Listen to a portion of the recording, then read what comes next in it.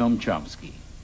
Well, there is a general view that learning language is just like solving any other problem, that we have certain general ways of solving problems, call them mechanisms of general intelligence.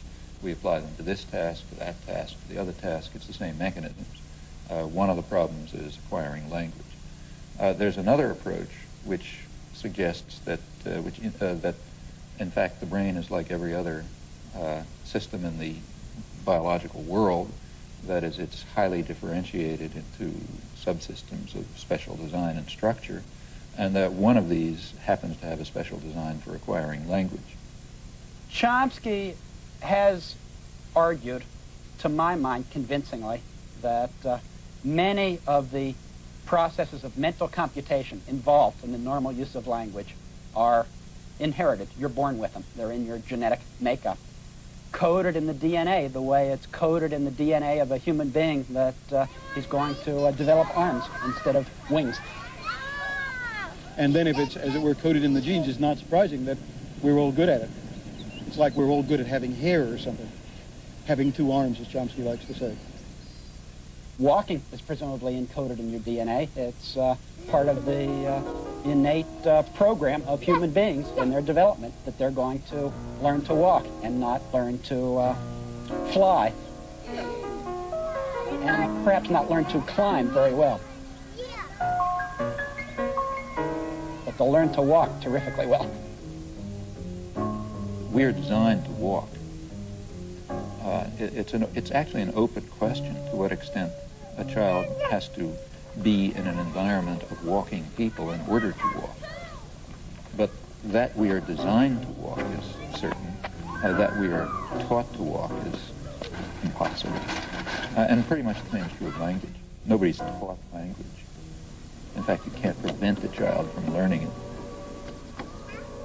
It's probably a mistake to even use the word learning in connection with language acquisition. As far as we understand it, it has very much the properties of normal physical growth. It's the imitation theory versus the innateness theory. Now listen, I'm going to teach you to say something very important. It might be the most important word you ever learned, okay? And that word is Ernie. Okay? Go ahead, say it. Say Ernie.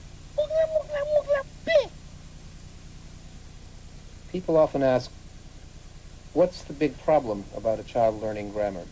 Doesn't the child just imitate what he or she hears, get reinforced one way or another, and end up knowing the language? Okay, listen. Here's knee, knee, knee, knee. Now you just say knee, okay? Our common sense theory about how children learn to talk is that they listen to their parents and they imitate their parents. But every child, like every adult, can produce brand new sentences that child has never heard before and never produced before. I hate you, Mommy. Now, come on. You didn't learn this from your mother. You just have to listen to a 3-year-old for a few minutes to realize that they're not simply imitating what they hear from their parents. I've heard children say things like, "Stop giggling me," or "My teacher holded the baby rabbits," or "My nose is crying," when the child's nose was running, or "I'm barefoot all over." It's a very funny sort of imitation. Now, Ernestine, look, watch. Knee, Ernie.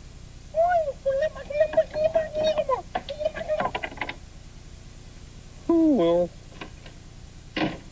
Hi, Ernie. Hi, Bert.